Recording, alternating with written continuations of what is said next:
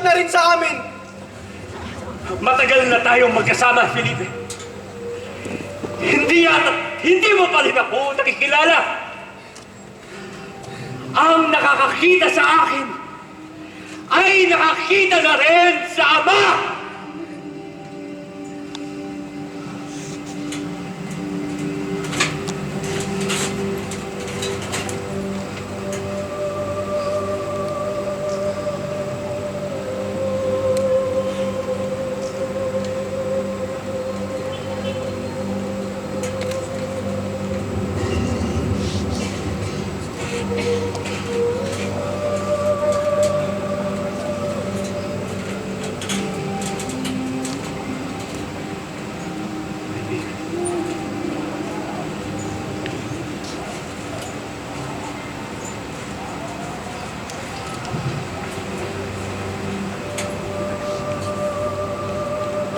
Tanggapin ninyo ito at kanin.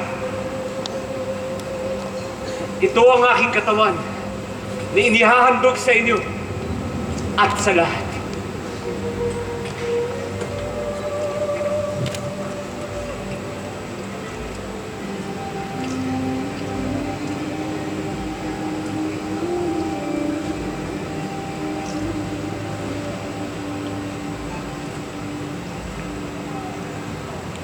Tanggapin ninyo ito at inumin.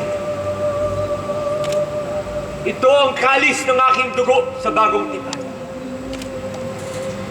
Naibubuhos sa inyo at sa lahat sa ikapagpapatawad ng mga kasalanan. Gawin ninyo ito sa paggunita sa akin.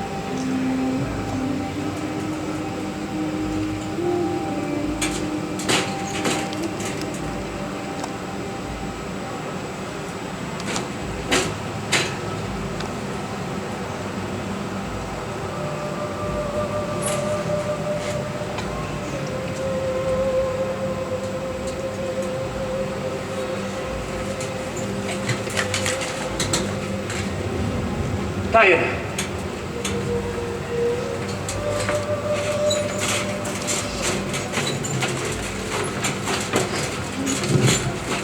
Habang nangyari sa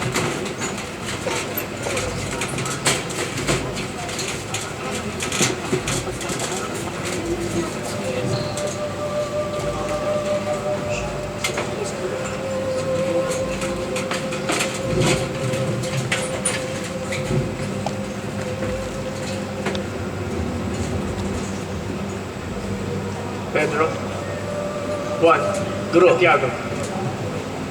Samahan niyo ako. Mag-iingat kayo dito.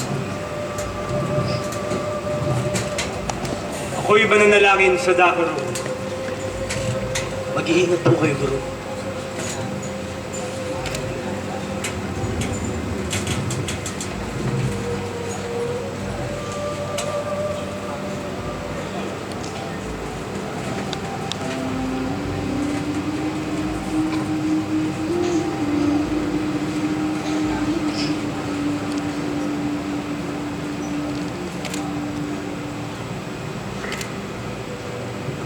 Ama!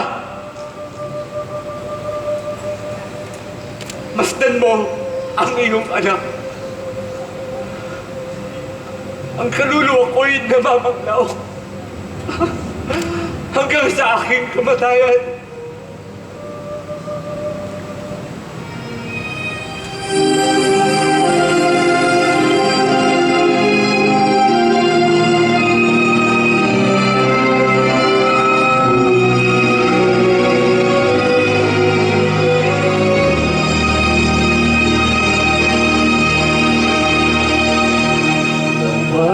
Maging gabay saan man magtungo,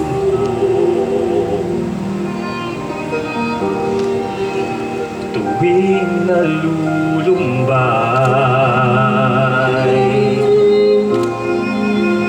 ilawan ng puso.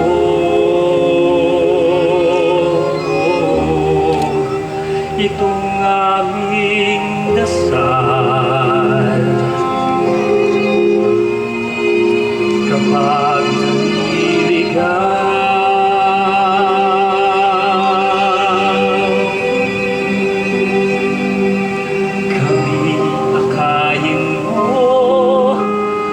landas na wasto kung saan patungo sa iyo.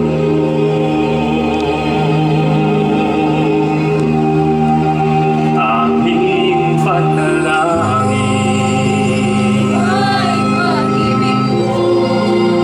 O Diyos, kami tingin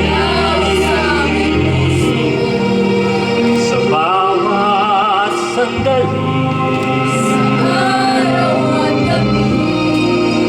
maging tanglaw namin.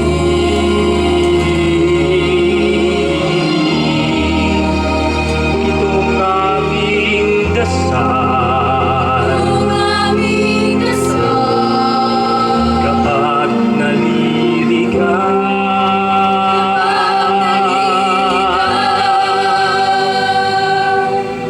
Habang nasa mundo, kami akayin mo kung saan patungo sa iyo.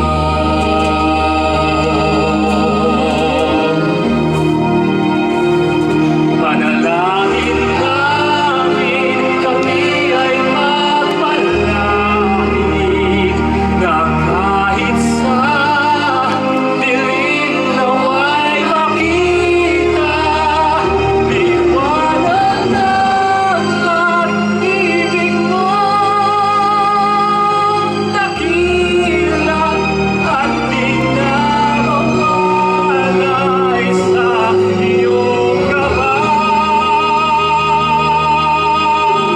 O Diyos aming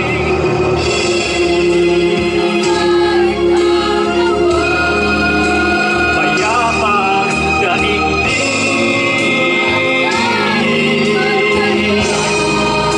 at buhay na lang.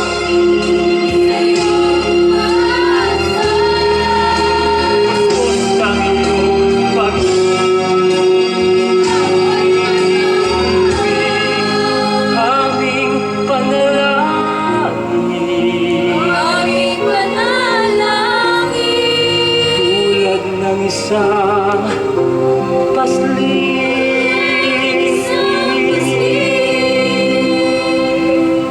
kami akayin mo sa landas na wasto kung saan patungo sa iyo.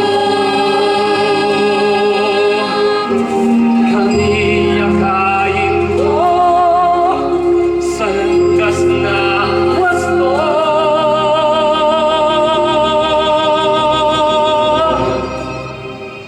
kung saan patungo sa iyo.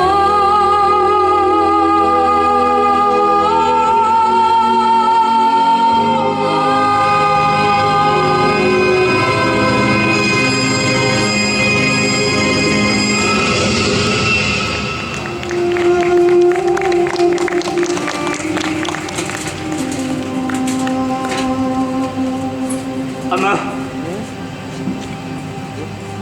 nalalapit na ang sandali. Matutupad na ang iyong tagubilin. Naipakilala at naipahayag ko na ang iyong banal na pangalan. Ngayon, nalalaman na nila na ikaw ang nagbigay sa akin ng kaalaman at kapangyarihan. Sapagkat ang kaalaman at kapangyarihan na binigay mo sa akin ay binigay ko na rin sa kanila. At tinanggap na nila ito, Ama.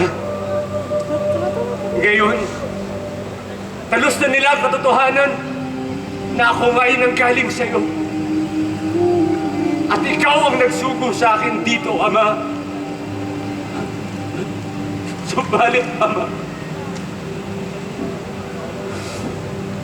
napakapait ng nilalaman itong kalis na pinapainom mo sa akin.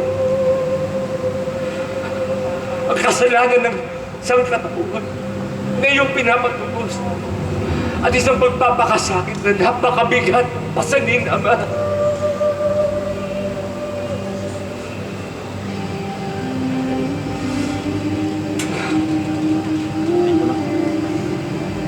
Pedro? Pedro?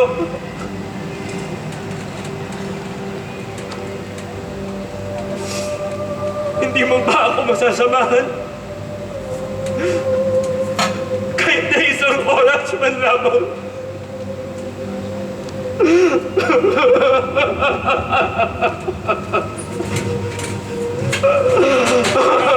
Anong nangyayari sa inyo? Tatawagin ko na po ba sila, Guro? Juan! Ayoko makita nila ako sa ganitong kalagayan, Juan. Nanganganib pa ba tayo? Kailangan na po ba nating umalis dito? Magbantay lamang kayo at manalangin. Manalangin lang tayo.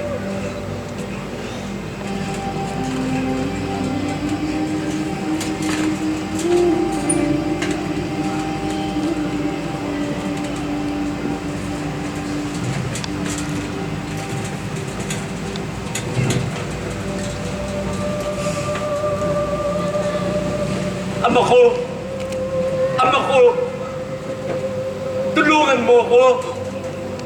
Iligtas mo ako sa patibong na ininda nila sa akin, Ama.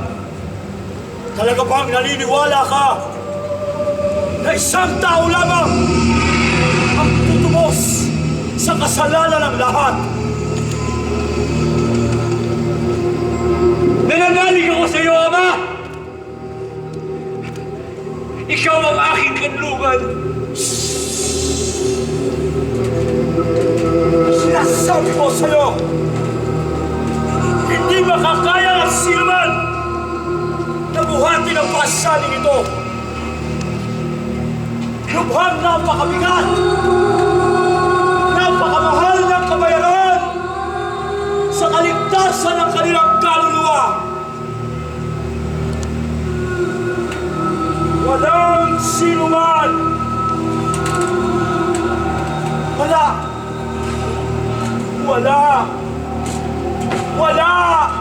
kailanman.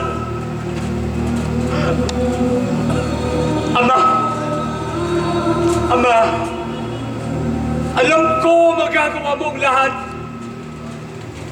Kung maaari lamang sana, ay hayaan mo na lang makalampas sa akin ang kalis na ito, Ama.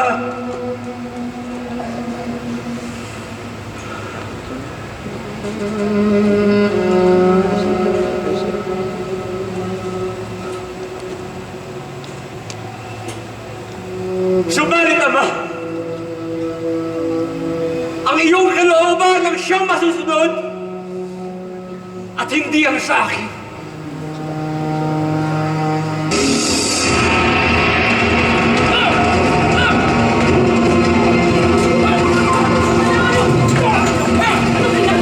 Sino ang hinahanap mo? Hinahanap namin si Jesus ng Nazareth!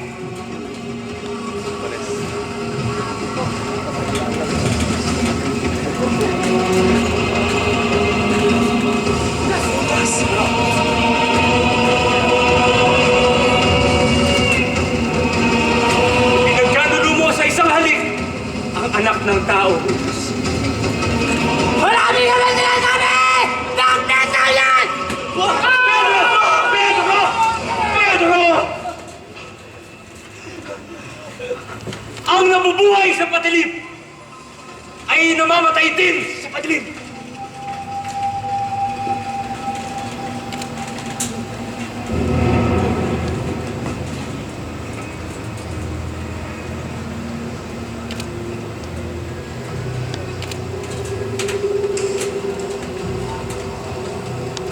Naibalik! Naibalik ang tayo mo! Naibalik! Darkness na yan!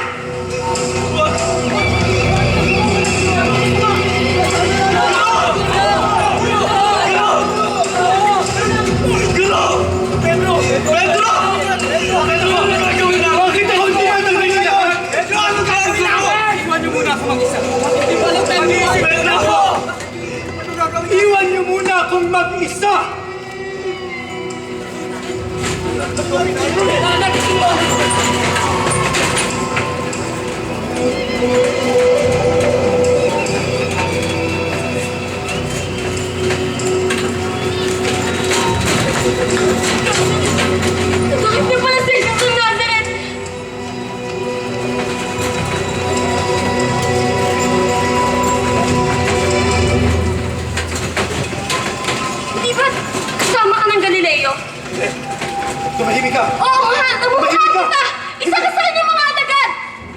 Kamali ka!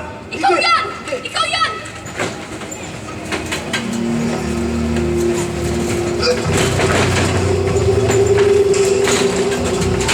O, di ba ikaw si Pedro? Siya sa mga disimulo ni Jesus! Kamali ka! Hindi ko siya kilala! Hindi ako pwede magkamali! Hindi ko siya kilala! Hindi ko siya kilala!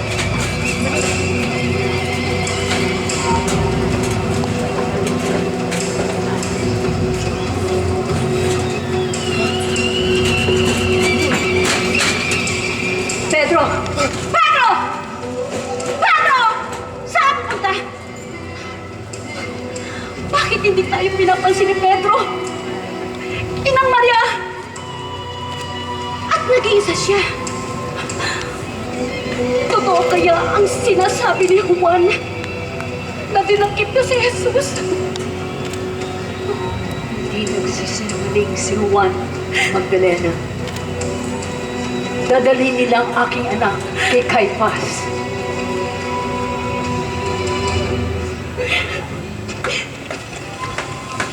Inang Maria! Narinig ko na ang mga sundalong Romano! Paguluhan ako! Para na po niyong awa. Dinakip nila ang aking anak sa gabi, sa dilim ng gabi, upang itago sa inyong kabuktutan. Para na po niyong awa. Anong sinasabi mo, babae? Sino ang dinakip?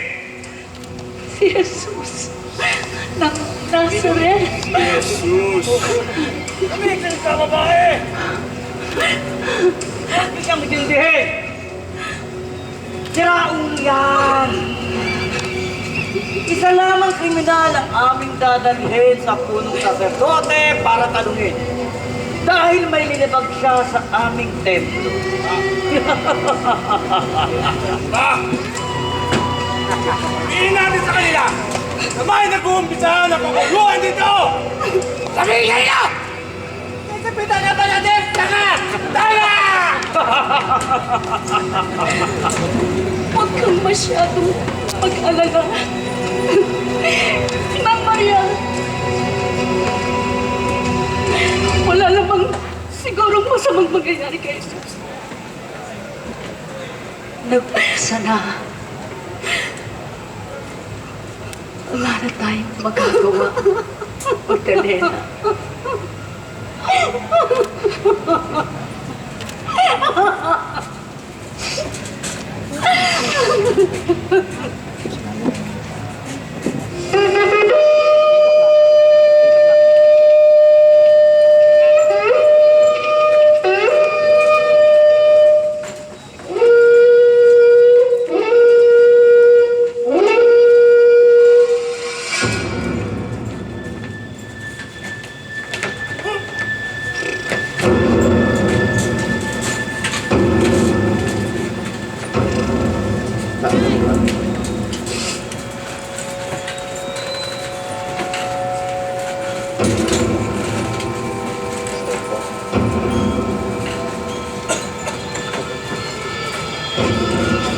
Sino ang mukhang pulubi itong nakatali pang parang kriminal? Uno sa Santote! Sabo! Si Jesus! Nalasare! Nalasareno! Mapagawa ng gulo! Ikaw pala ang sinasabing Jesus ng Nazaret. Kung hindi mo pa ako kilala, ako si Caiphas, ang punong saserdote ng templo. Sabi nila ikaw raw ay isang hari. Saan lupalop ang kaharian mo? Kaya nung hari ka nagmula, magsalita ka. Hindi ba't anak ka lamang ng kung sinong ang luwagi? Ang sabi ng mga iba'y ikaw raw si Elias ang propeta. Subalit, umakyat na siya sa langit. Sakay ng kanyang karosa. Hindi po ba mahal kong yan ang anas? Tama ka, mahal kong manugang. Bakit hindi ka magsalita? Hangad! Dinala ka rito dahil ikaw raw ay lapastangan sa Diyos! Sa Diyos ni Abraham! Anong masasabi mo sa mga paratang nila sa'yo? Ipagtanggol mo ang iyong sarili! pinapahayagan akong nagsasalita sa mga tao. Palagi akong nagtuturo sa mga sinagoga at sa mga templo. Wala akong sinasabing palihim. Bakit akong tinatanong ninyo? Tanungin ninyo ang mga nakakarinig sa akin. Alam nila ang sinasabi ko. Narinig niyo yun? Narinig niyo? Ganyan ka ba sumagot sa punong saserdote? Ah! Ang kalaro!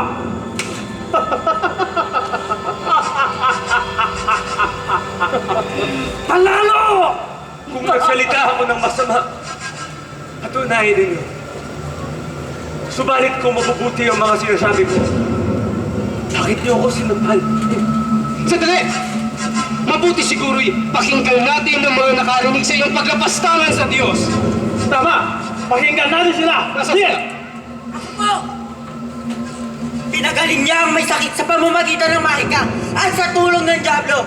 Kitang-kita ko mismo, tinawag niya pa kanyang sarili, Hari ng mga Hudyo! Hindi lang yon. Ang turing niya sa kanyang sarili, siya'y anak ng Diyos. At ang sabi pa niya, kanyang gabayan ang templo sa loob lamang ng 3 araw. Pwet!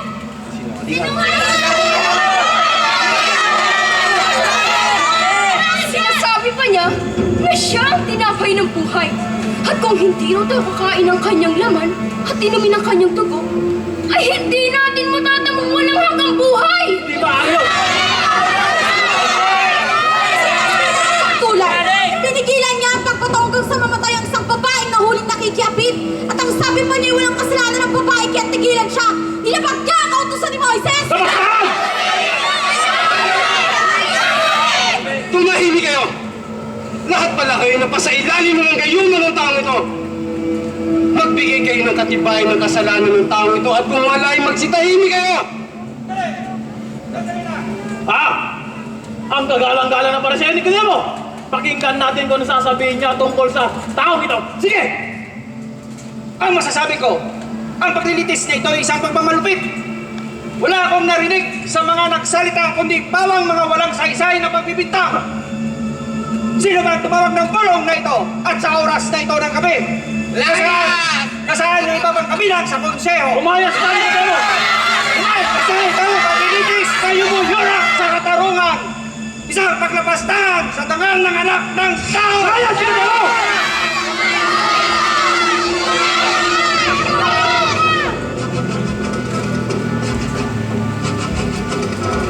Wala ka bang gustong sabihin? Walang sagot sa mga bintang sa'yo? Tinatanong kita ngayon, Jesus ng Nazaret, sabihin mo sa amin,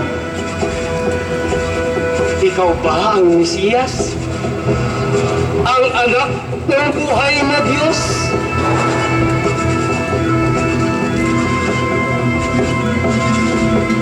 Ako nga!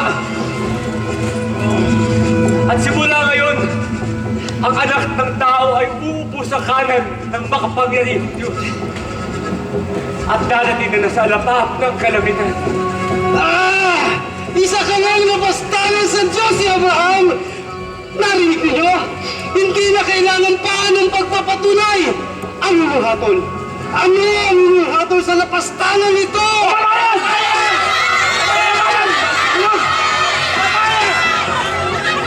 Dali natin siya kay Gobernador Pilato para sa kanyang namatayan! Tama! Dali ninyo! Dali ninyo! Kaya ba ito? Anak daw siya ng Diyos? Hindi na kinilabutan ng hangal! Tara!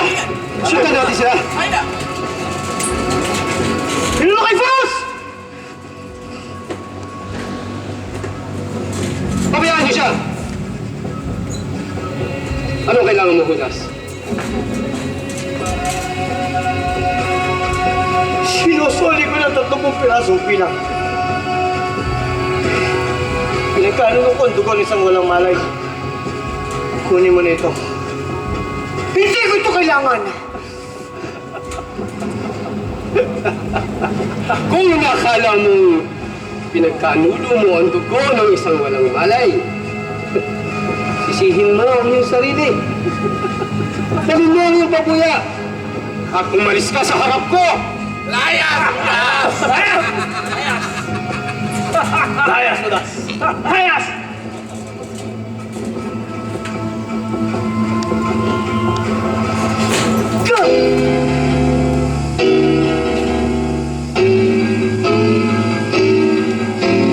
Kristo, Panginoon, Jesus, pakinggan mo ang tinig ng isang wala ng katwirang mabuhay sa balat ng lupa.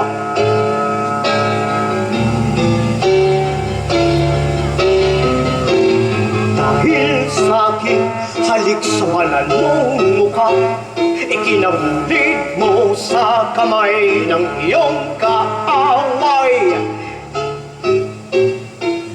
Nagpapagang asupring kailangan upang sunugin, tupukin ang aking katauhan.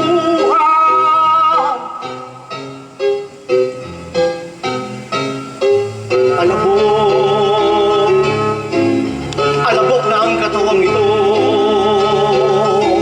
subalit hindi ito tatanggapin ng lupa.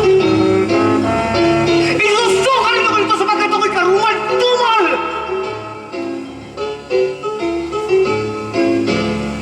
Sa 30 pirasong pilak sa lapi ng ugat ng lahat ng kasamaan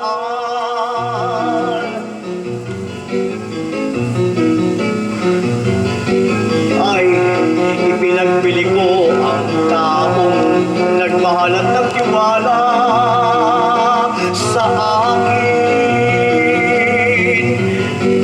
Sa taginting ng salapi na limon ko, na wala siyang hangad, kundi ang aking kagalingan. Ang katiwasayan ng aking kaluluwa sa kabilang buhay. Buhay, ano ba ang halaga ng buhay ngayon?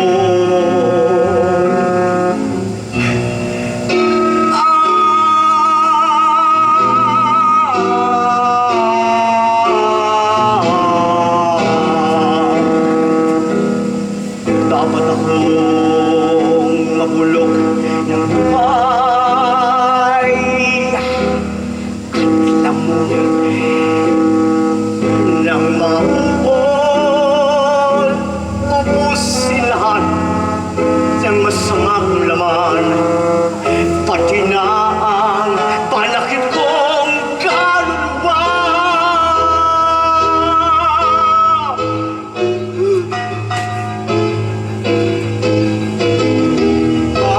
Panginoon, wala akong puwang sa langit, sa impyerno man ay walang paglalagyan ng aking kaluluwa. Ito ang paraan upang matapos ng panunumbat ng aking buti. Dito magwawakas ang buhay ko na hindi na dapat umababa. Matatagpuan ko na ang katiwala sa akin.